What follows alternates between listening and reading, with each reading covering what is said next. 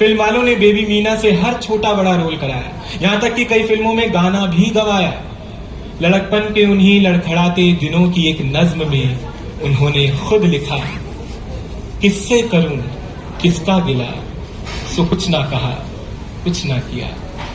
मैं जो रास्ते पे चल पड़ी, मुझे मंदिरों ने दी निदा, मुझे मस्जिदों ने दी सदा और साहिलों ने दी सजा। मैं जो रास्ते पे चल पड़ी, ये जो जख्म है कि भरते नहीं, यही गम है जो मरते नहीं, है संग और हटते नहीं, उनसे मिली मुझको कज़ा।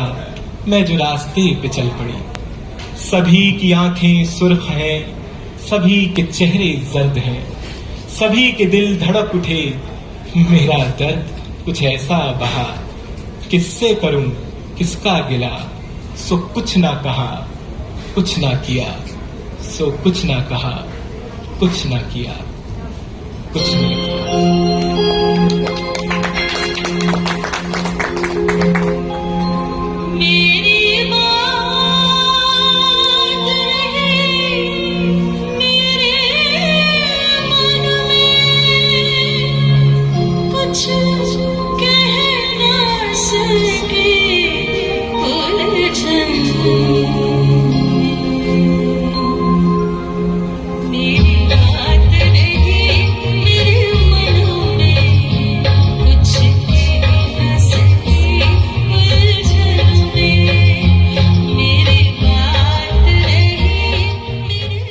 मेरा नाम विधि शर्मा है, मैं पार्श्व गायिका हूँ और वॉइस ऑफ ग्रामी हूँ। रिकी केट स्टुअर्ट कोपलैंड के साथ डिवाइन टाइड्स नाम से एक एल्बम आई थी, जिसको अभी हाल ही में 2 साल कंसेक्यूटिवली ग्रामी अवार्ड मिला है। तो बहुत अच्छा लग रहा है। आज हम यहाँ म्यूजिक फेस्टिवल कसौली में आए हैं एंड दास्तान गोई के साथ म्यूजिकल दास्तान गोई हम कर रहे हैं। मेरे साथ में दास्तान गोई करने के लिए रितेश यादव हैं साथ में, तो हमने मीना कुमारी पर एक म्यूजिकल दास्तान गोई प्रेजेंट किया। हम तो ये तो म्यूजिकल तो काफी पुराना है, बट हम लोगों ने इसको एक नया रंग लेकर हम इस फेस्टिवल के लिए आए हैं। कोई रीजन रहा कि मीना कुमारी जी को चूज करके आपने उनके ऊपर ये बना दिया पूरा थीम? एक्चुअली उनकी कहानी बड़ी ही अलग अनोखी है, जैसी वो खुद हैं, तो वो अपने आप में अब पूरी एक फिल्म की तरह है, जो उनकी जीवन कथा है।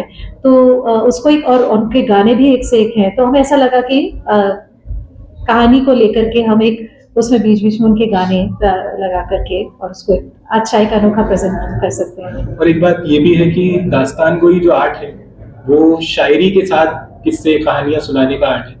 तो मेरे हिसाब से मीना कुमारी जो खुद लिखती भी थी, गाती भी थी और बहुत बड़ी अदाकारा रही, तो उनकी कहानी को एक दास्तान के रूप में शायरी के साथ और उर्दू पोइट्री के साथ सुनाई जाए तो वो मेरे हिसाब से बहुत नाइंसाफी होगी मीना कुमारी जी के साथ भी।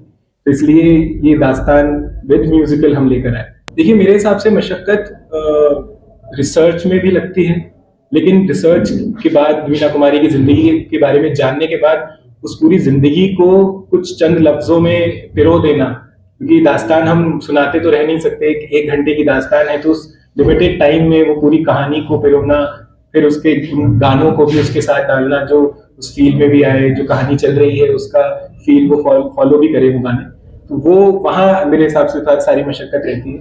बिल्कुल, अगर उनको इस चीज को उन तक पहुंचाया जाए, जैसा कि इस फेस्टिवल के माध्यम से हमने देखा, यहाँ पे बहुत यंग जनरेशन बैठी हुई थी जो शायद मीना कुमारी के दौर के गाने भी शायद उन्होंने बहुत कम सुने होंगे, बट एक मुस्कुराहट के साथ उनकी आंखों में भी आंसू थे, क्योंकि एक जैसे बोलते हैं ना, एक लाइव फिल्म चल रही हो ऐसा प्रेजेंटेशन था और लाइव एक्सपीरियंस रहा ऑडियंस के लिए। तो हर एज ग्रुप हमने वहां पर अपनी ऑडियंस पे बैठे देखा।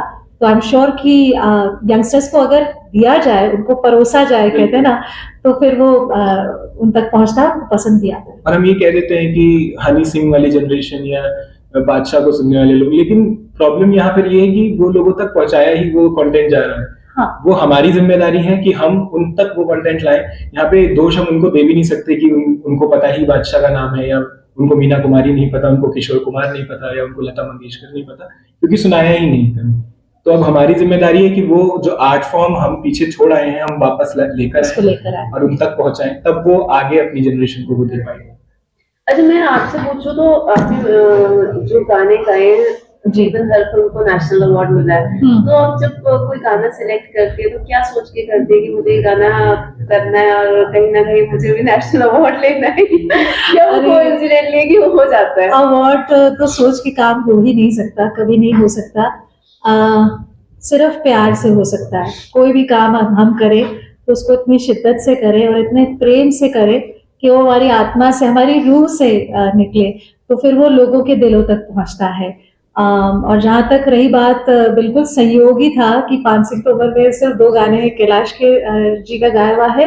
एक फोक सॉन्ग है जो मैंने गाया है, मेरे साथ में रानी कौर है, हम दोनों ने मिलकर उसको गाया, तो उस फिल्म को नेशनल अवार्ड मिला। और दूसरी फिल्म बुनकर, जो कि बनारस के लास्ट जनरेशन ऑफ वीवर्स हैं जो हाथ से बुनते हैं कपड़ा, उन पर एक डॉक्यूमेंट्री बनी थी, उसमें एक झीनी झीनी बीनी रे चदरिया वो मैंने गाया और उस फिल्म को भी नेशनल अवार्ड मिला। तो ये काम मेरे मन से जुड़ा हुआ है और मुझे बड़ी खुशी होती है। कोई भी काम हम करते हैं तो उसको पूरे प्रेम से करते हैं, वो अवार्ड हो ना हो, अब वो हमारे लिए काम करना सबसे बड़ा अवार्ड है। आप बेसिकली किस तरह के गाना गाना पसंद करते हैं? मैं हर तरह का गाना पसंद करती हूँ। मुझे संगीत से बहुत लगाव है, बहुत प्रेम है। संगीत ही मेरा जीवन है और कहें क्लासिकल कहें या सूफियाना कहें, गज़ल कहें, भजन कहें, हर जॉनर में मैंने एल्बम्स भी किए हैं, मेरे रिलीजेस भी रहे हैं और सब लीडिंग म्यूजिक ऐप्स पे मुझे सुन सकते हैं विधि शर्मा के नाम से। झीनी झीनी झीनी झीनी झीनी झीनी बीनी रे चदरिया,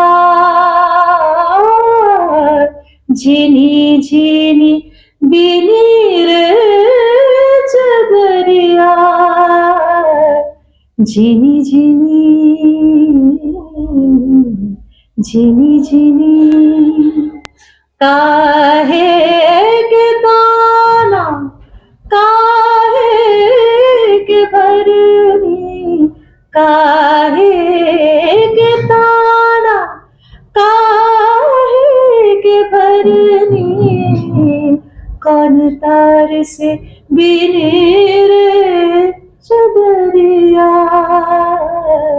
झीनी झीनी।